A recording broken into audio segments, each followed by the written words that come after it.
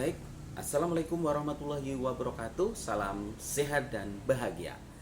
Bapak Ibu, perkenankan saya Rohmat Fitri Wibowo, CKP Angkatan 9 dari Kota Pekalongan, nomor kelas 335. Pada kesempatan ini, perkenankan saya untuk menyampaikan refleksi saya tentang pemikiran Ki Hajar Dewantara.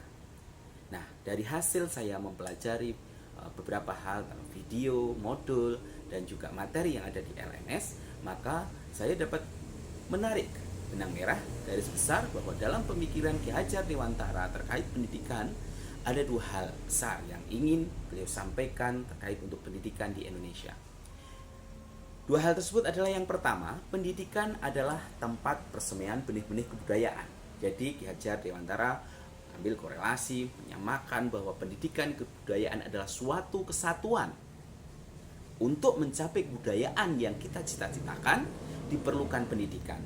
Nah, kebudayaan sebuah bangsa menjadi bangsa yang bermartabat, kebudayaan bangsa yang baik dapat diperoleh melalui pendidikan yang baik pula. Nah, anak-anak diolah, anak-anak dibimbing, dituntun di dunia pendidikan dengan baik, dengan seksama, dengan memperhatikan berbagai faktor yang ada dimiliki kodrat alam, kodrat alamiah dari setiap anak dengan baik, maka muaranya adalah akan dihasilkan anak didik ataupun nanti akan menjadi bagian dari masyarakat yang bermartabat dan berbudaya. Itu intinya. Nah, yang berikutnya adalah perubahan. Dalam pendidikan, perubahan itu harus. Perubahan adalah sebuah keniscayaan. Pendidikan tidak stagnan. Nah, itu kenapa? Karena zamannya pun berubah. Anak didik kita tidak sama. Sebagai contoh, pada masa-masa sekarang ini, kita sebagai pendidik dihadapkan kepada generasi Z ataupun sekarang sudah generasi Alpha, yang mana anak-anak di rumah sudah terbiasa dengan banyak screen, terbiasa dengan banyak gadget di tangan, sehingga kita sebagai pendidik dituntut untuk melakukan perubahan bagaimana cara belajar anak zaman sekarang, yang mana di era sebelum COVID, YouTube menjadi video pembelajaran yang bisa kita gunakan dan menarik bagi siswa. Namun akhir-akhir ini sudah beralih ke TikTok. Itulah yang namanya perubahan adalah sebuah keniscayaan yang disampaikan oleh Ki Hajar Dewantara. Nah, yang berikutnya adalah yang tidak kalah pentingnya sebagai kita pendidik adalah biarkanlah anak-anak memiliki keanekaragamannya masing-masing. Ki Hajar betul-betul menekankan hal ini, bahwa anak mempunyai kodratnya masing-masing, baik kodrat alam maupun kodrat zaman. Nah, anak-anak sebagai dilahirkan oleh Tuhan mempunyai bakat, mempunyai kemampuan yang berbeda-beda. Ki Hajar mengambil analogi kita sebagai pendidik adalah seorang petani yang menyemai jagung, merawatnya dengan cara merawat jagung, menyemai padi dengan merawat cara menyemai padi. Tidak mungkin jagung kita rubah menjadi padi. Kita hanya bisa memberikan pembimbingan, tuntunan, bagaimana memberikan treatment, memberikan perlakuan, bagaimana jagung itu bisa tumbuh menjadi subur, menghasilkan. Itulah kita sebagai pendidik. Kita tidak mungkin merubah, menyamaratakan anak-anak. Biarkanlah anak beraneka ragam. Di sini saya selalu mengambil analogi yang berbeda untuk memudahkan pemahaman bagaimana sebagai pendidik saya berusaha mengambil analogi sebagai tukang kebun di taman bunga yang indah.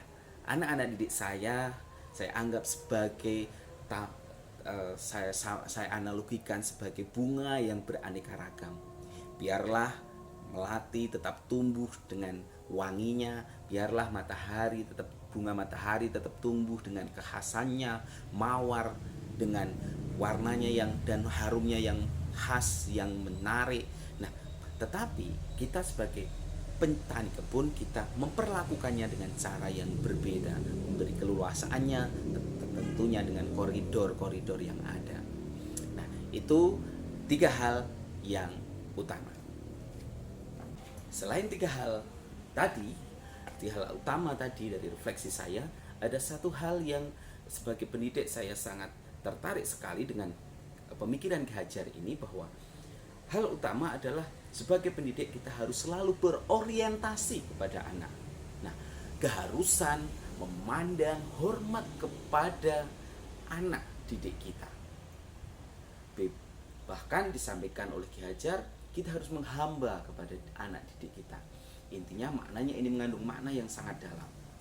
Disampaikan dalam tulisan Ki Hajar, bebas dari segala ikatan, dengan suci hati mendekati sang anak, tidak untuk meminta suatu hak, namun untuk menghamba kepada sang anak.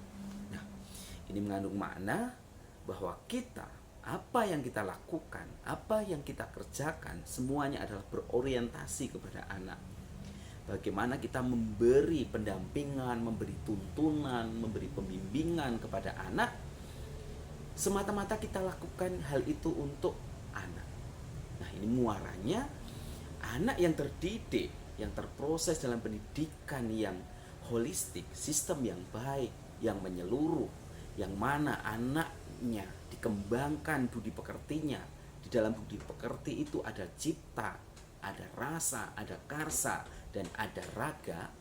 Yang mana cipta adalah menajamkan pikiran, yang mana rasa adalah menghaluskan perasaan, yang mana karsa adalah memperhalus kemauan, dan raga adalah menyehatkan jasmani.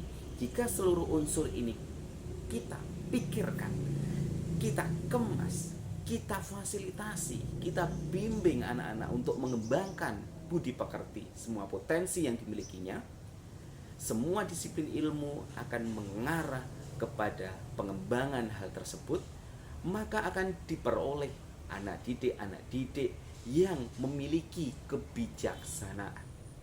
Nah, anak didik yang memiliki kebijaksanaan nanti akan tumbuh menjadi masyarakat yang berdaulat, akan menjadi masyarakat yang berbudaya. Nah, hal inilah yang menurut refleksi saya sangat menarik, dan sebagai pendidik saya akan belajar dan terus belajar bagaimana meletakkan anak menjadi orientasi saya dalam memberikan pelayanan dalam pembelajaran. Sekian, terima kasih. Ada kurang lebihnya mohon maaf. Salam sehat dan bahagia.